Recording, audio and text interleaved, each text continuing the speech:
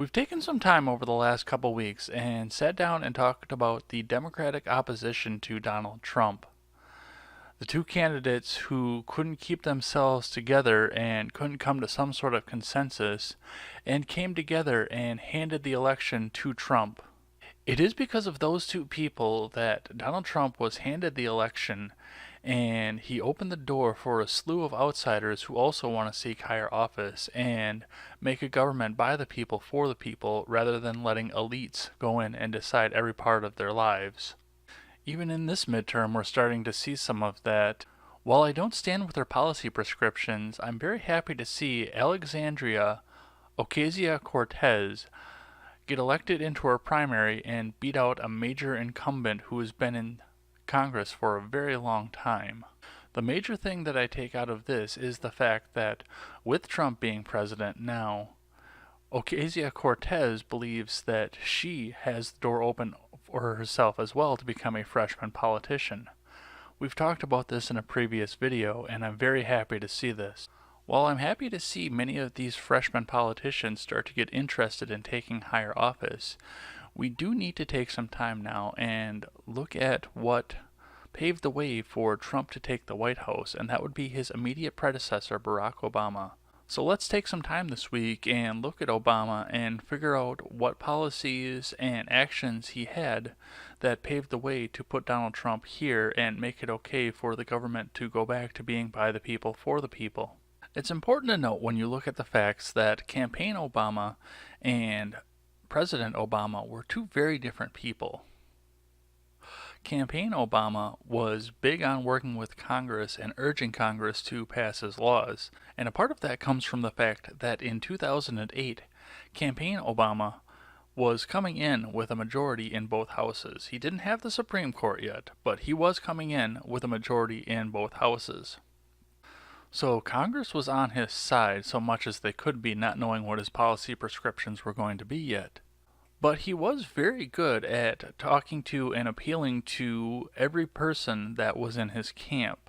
Your average American voter, especially back in 2008 when social media was still in its infancy and it was harder for people to go out and just share information in a second, didn't know and had no way of really looking up a person's voting record. And while Barack Obama was a senator for a long time, and his voting record is definitely on file, it wasn't really that convenient to go out and find it.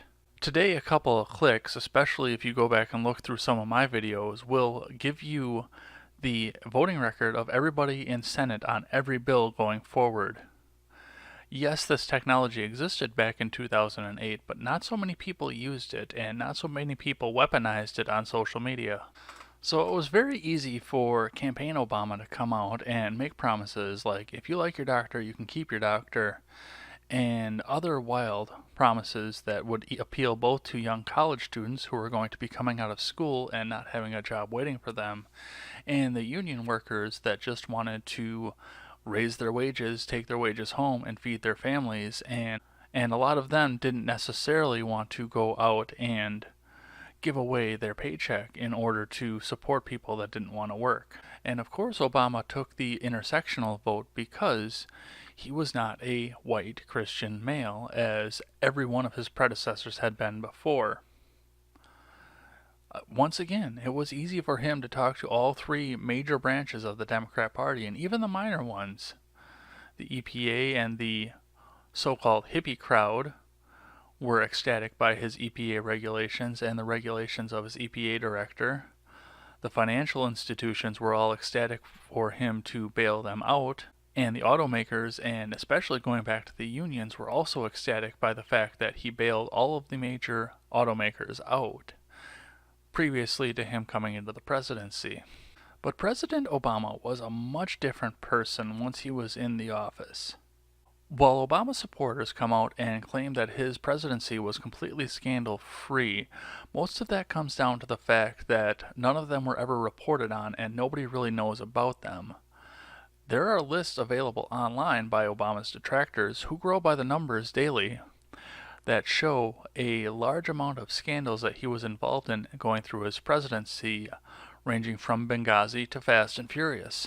And like most presidents, he wasn't completely directly involved in them, but he did put people in charge who did put them in place. If he didn't get involved into the scandal directly, one of his appointees did in his executive branch, and no action was taken against that particular appointee, or at least no action that was reported to the news media. There are many people out there that consider the Trump presidency that we're sitting through right now, that I'm thoroughly enjoying, as being a revenge presidency against the presidency of Barack Obama. And in a lot of cases, I really think that these people are right. Unfortunately, most of your newscasters, pundits, and alt media figures disagree on what the revenge was about. And in all honesty, it wasn't just one factor. I can think of three major factors of revenge that people wanted to take against Obama by using Trump right off the top of my head. And I'm sure there are many others beyond that. One of the most obvious examples of why this might be a revenge presidency is the fact that Donald Trump was invited to the 2011 White House Correspondents' Dinner. Trump at the time was one of the loudest, or at least best known voices in the birther movement against Obama, which has largely been discredited by this point. Because of Trump's vocality and involvement in the birtherism movement, when Barack invited him to the White House Correspondents' Dinner, he in turn thought it was responsible and necessary to take the time and take his entire speech and use it to crack jokes back against Donald Trump, especially jokes suggesting that he would never become a president of the United States. Trump had previously talked about running for president even back as far as the 80s, and some of these clips were well known, so it wasn't hard to see where Obama was drawing from this. But I've heard the routine on numerous occasions, and it was really quite nasty against our current president. There's a vicious rumor floating around that I think could really hurt Mitt Romney. I heard he passed universal health care when he was governor of Massachusetts. Someone should get to the bottom of that. And I know just the guy to do it. Donald Trump is here tonight.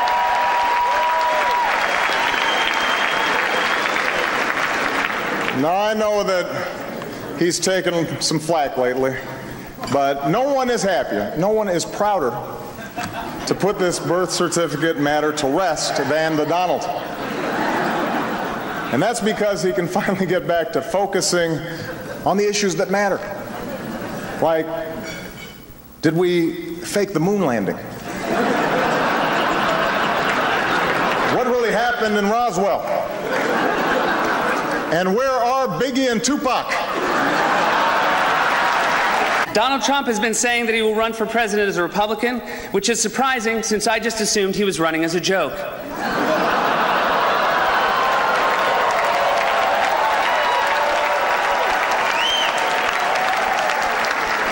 Donald Trump often appears on Fox, which is ironic because a fox often appears on Donald Trump's head.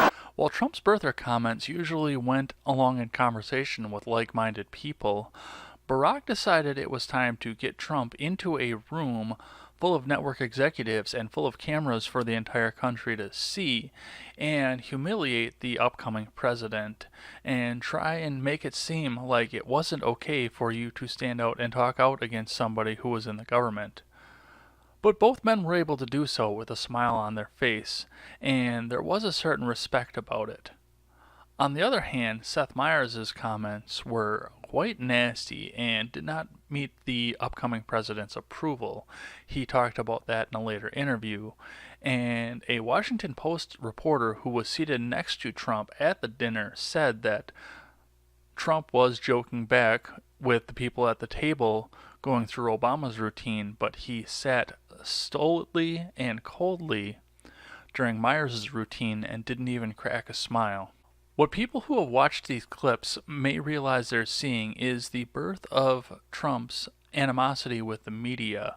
Just the fact that Trump was active in birtherism meant that to the media he needed to draw ire and public humiliation, even though his predecessor to the Oval Office was mired in scandals and other little gaffes that barely got a back page mention in a local newspaper somewhere close to Washington, D.C., or in Chicago, his hometown. And with this and other appearances publicly by Obama where he went out and bashed Trump, it's really no secret to see why Trump wanted to come in and take his revenge legislatively and executively and unwind Barack Obama's legacy, which he has largely done at this point. The next revenge would be from Middle America. I've lived on one coast and I've lived in Middle America. And one thing I first want to say is that if you want to talk about being on the coast, you should take some time and live there rather than just going and taking a week's vacation in New York City if you want to talk about it. Actually living there gives you an entirely different perspective and an entirely different way of seeing a culture that will ultimately shape the rest of the country. And that's part of what comes out of this. While Obama was able to campaign in all 50 states and get his message out and make it heard and accepted by almost all the people that were in all 50 states, his policies really played to the coastal elites.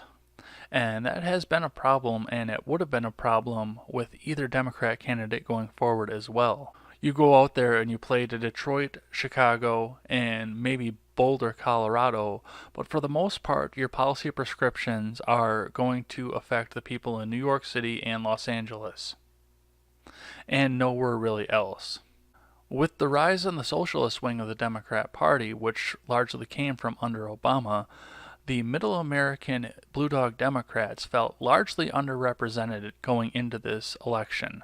A lot of that was exacerbated by the fact that many of their jobs were leaving the country in droves, and in almost every State of the Union speech, our former president came out and said that these jobs were never coming back. These jobs were going into other places that didn't have the environmental restrictions that his EPA advisor kept piling on and making it almost impossible for factory workers and other people who build the GDP of a country to get work and to continually keep working and feed their families. I recall once watching a Barack Obama State of the Union speech where he actually came out and said that the jobs were never going to come back, that our nation was moving forward into a nation of IT professionals and bankers and many other professional careers, and there just wasn't going to be room for any more blue-collar careers. And as soon as I saw that, I looked at the TV and I said, if everybody in your country is a banker or an internet provider or an IT professional, who's going to make your GDP? And furthermore, who's going to sweep your floor? Obama always polled very highly with college-educated liberals and conservatives coming out of college and going into the workforce because his policy prescriptions were only really focused on getting them jobs. He didn't want to have a job for the guy who's making piston sleeves in Minnesota or the guy that's making sprockets down in Colorado or the guy that casts the glass jars that you get your salsa in over in Wyoming.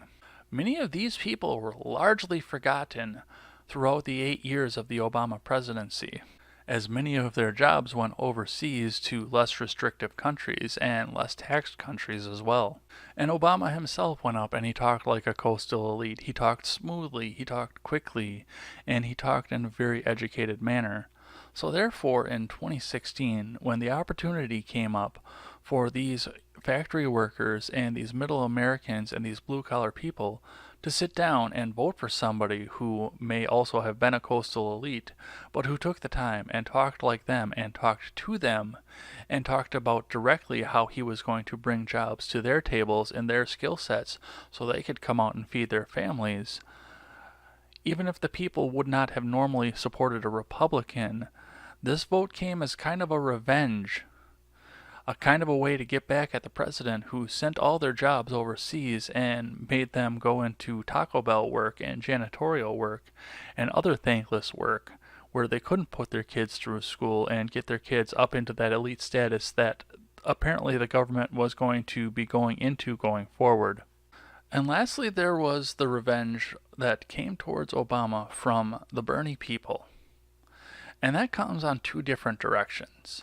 I've never been able to find a speech where Obama came out and said Medicare for all, but it was heavily implied that he wanted to move the healthcare system in this country into a single payer system, like Canada has. A lot of that sentiment was reflected when you talked to some of his supporters who always came out and said from 2007 on that single payer was going to be the only way to go for health care. Let the government take care of it, even though the government at the time was $9 trillion in debt. But Obama paved the way for the socialists to rise into power in the Democrat Party, but he didn't really take it far enough. Obama essentially wrecked health care, which may have been for a purpose because as more and more healthcare providers realized that they couldn't stand up to the stringent regulations of the ACA, they dropped out and made more and more opportunity for people to want to have a single payer system in place instead. Because they couldn't afford their premiums, they wanted the government to afford the premiums for them. He couldn't get the basic income out there, he couldn't get the welfare for all out there. There were so many other planks to the agenda that his supporters had laid out for him that he just couldn't get to. And Bernie Sanders did have that platform out there waiting for him. But as we all know, the nomination for president went to Obama's Secretary of State and first choice for president, Hillary Rodham Clinton. I obviously looked at it from a critical eye because I'd already turned my back on the Democrat Party at the time. But it's easy to see that when a person from your cabinet is now going to be the presidential nominee instead of the person that you wanted and the person that you would think that the majority of your party wanted as a young Democrat, that there might be some corruption in place, and the reason that Hillary got the nod was because she took Barack Obama's support.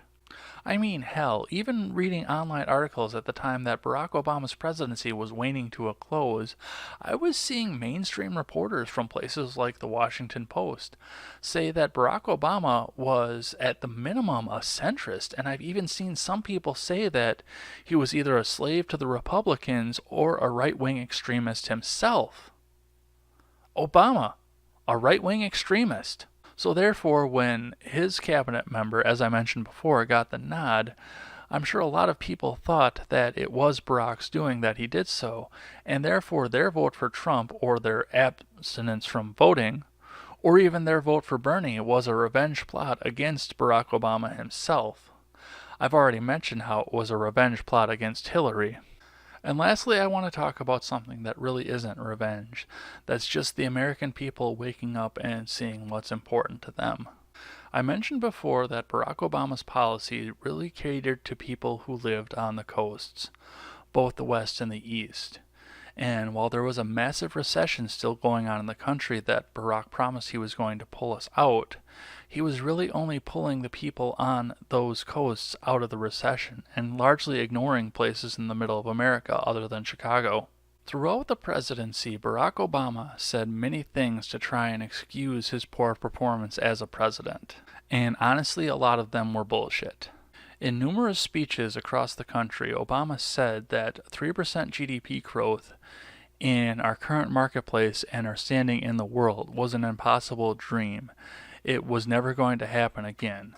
And yet, as soon as he was out of office, we started seeing almost 4% growth immediately. I want to tell you something about the world that Barack Obama came into, because it was the world that I was trying to work in as a blue-collar worker at the time. The only past president of my lifetime that didn't contribute to the economic crash that we came into in 2006 to 2008 was Reagan. I've seen policies that go all the way back to Carter, as well as policies from H.W., Bill Clinton, W., and Barack Obama himself that led to and even exacerbated the economic crash and the recession that we were going into.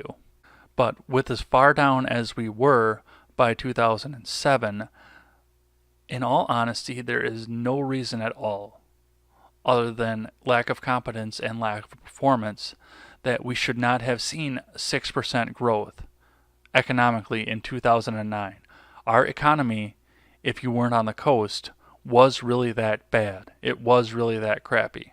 And yes, Barack had some quarters here and there where he got 3.2, 3.3, 3.4%.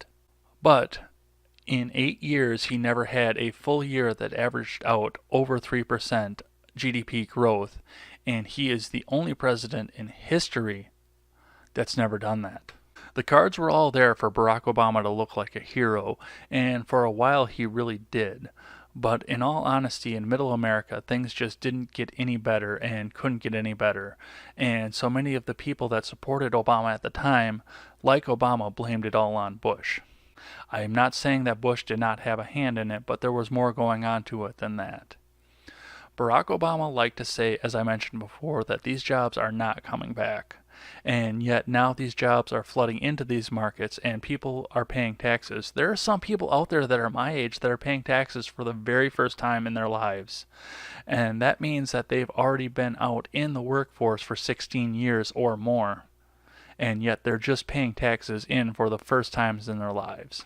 And it's not because they didn't work, it's because they worked and they were below the minimum requirement for them to have to pay taxes in. Healthcare costs skyrocketed. Millions of people went back onto food stamps. Millions of jobs were lost even though the policies were there and the economy was at its bottom point when Barack Obama came into office. And largely he was able to talk a big game, but he wasn't really able to get anything done in the positive. And I would argue that the majority of his policies put us back into the negative and extended the Great Recession almost 7 years beyond what it had to be. Trump is here because he was different.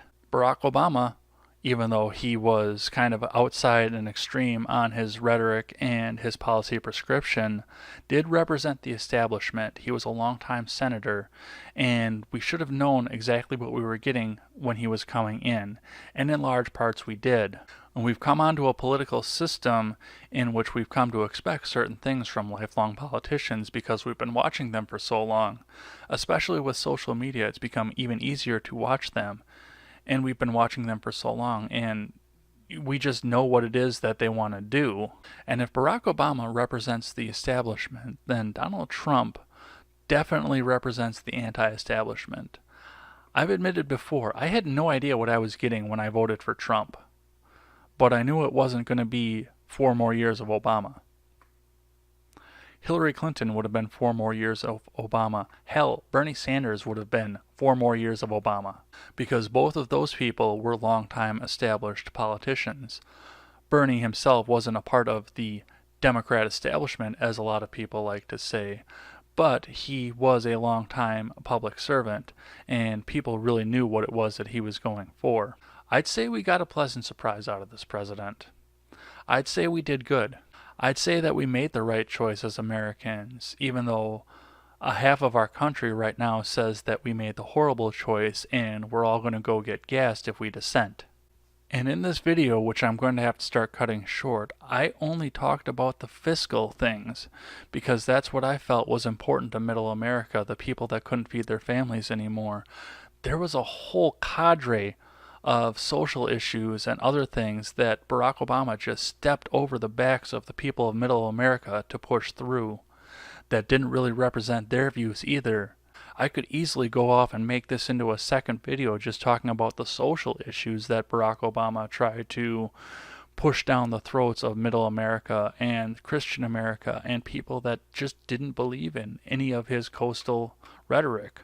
What did you think about Obama's recovery, and how did you get by as you were going along? Did you have to come on to government assistance? Were you able to get by without it, and were you able to work the whole time? I always welcome a positive and thoughtful discussion in the comment section below, and especially over on Twitter. That is at edsblogtwitter with a 1 in place of the I. Thanks as always for listening to this show and supporting this channel. And remember, never take the words of bloggers, podcasters, or journalists as gospel. Find all the facts and draw your own conclusions.